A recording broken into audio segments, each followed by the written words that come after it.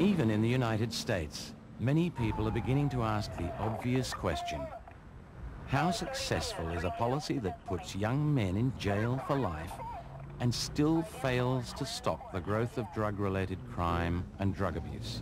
They'll be out prostituting soon to make their money so that they can satisfy their heroin habit.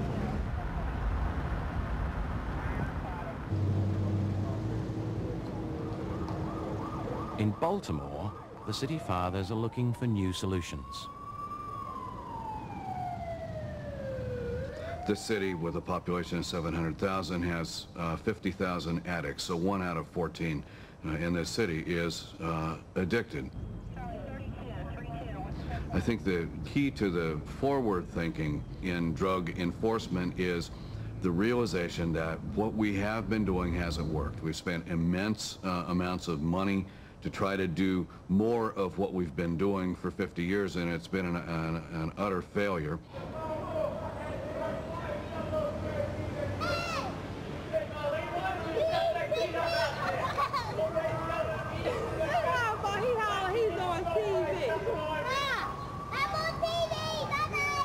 You have the Baltimore City Detention Center, then you have the Maryland Penitentiary, and further up on Greenmount Avenue, you have 3 or 4 other institutions. And all of this has been accepted and has been internalized as part of the life or part of the death of the people.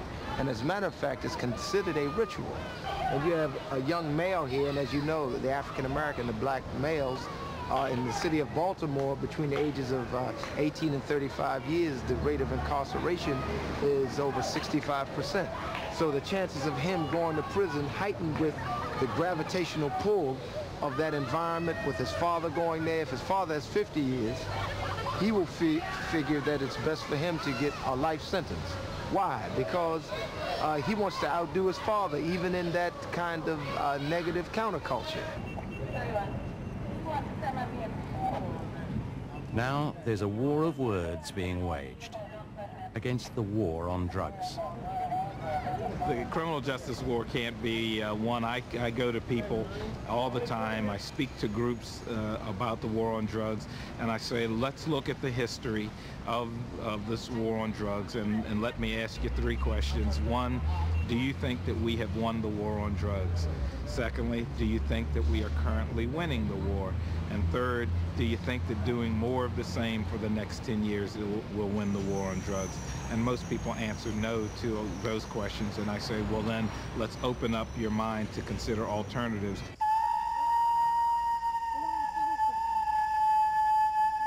In Afghanistan, 10 kilos of opium costs $700. By the time it reaches New York, it can be sold for over $700,000, more than 1,000 times its original value.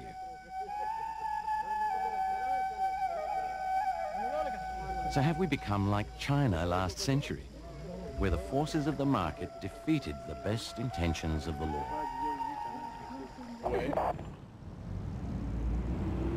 You've been arrested before, you know how it is. You're charged with this. Up in April. I ain't even went to court yet. Oh, and you're getting a possession charge.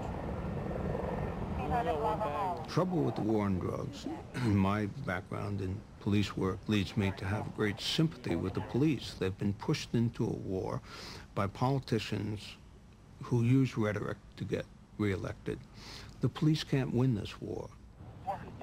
Profit is too great. As soon as one drug pusher is locked up, there are 10 others there to take his place. But the worst part about it is those unfortunate people who may be addicted to drugs. And so there's no justification for pitting the police officer against minority youth and creating an atmosphere of war where some of the police think they can do anything they want because it's a war. I mean, this is kind of embarrassing. Can't you put me in a paddy wagon and do this or something? You're not even being stupid. These are really hard, tough problems that require a concerted, thoughtful, societal response. Much easier to say, it's a drug problem. It's a war on drugs. Well, you see, it isn't. It's a war on our fellow citizens who are using drugs. Okay.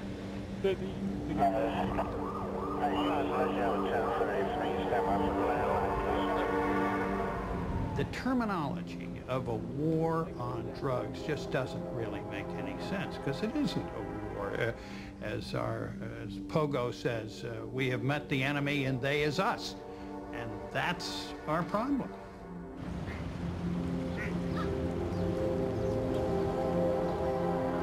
I don't think that the law acts in a way of preventing me or preventing anybody that uses drugs.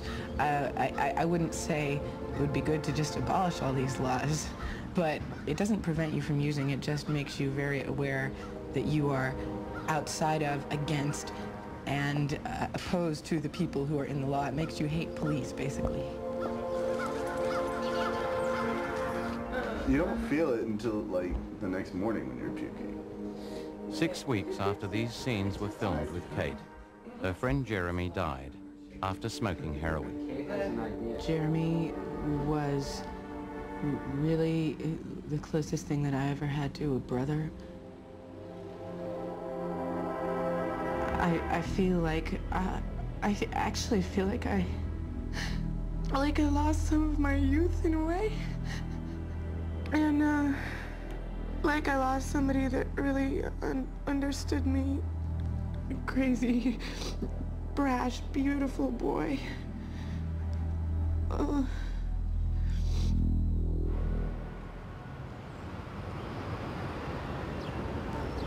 About 2 blocks away from his apartment, there was a playground we used to go to.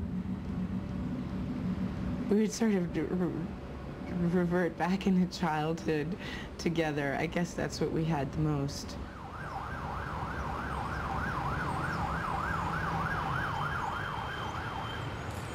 I understand now what we were all playing with, what I'm playing with, and it's not such a bloody toy, and it's not so romantic.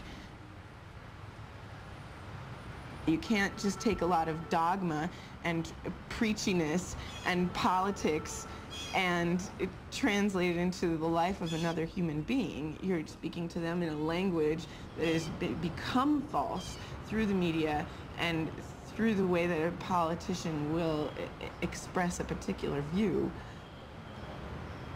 It's creating enormous walls which are making it incapable for people to speak to one another. Kate's anger is like that of many others who believe the moral rhetoric of prohibition has been corrupted.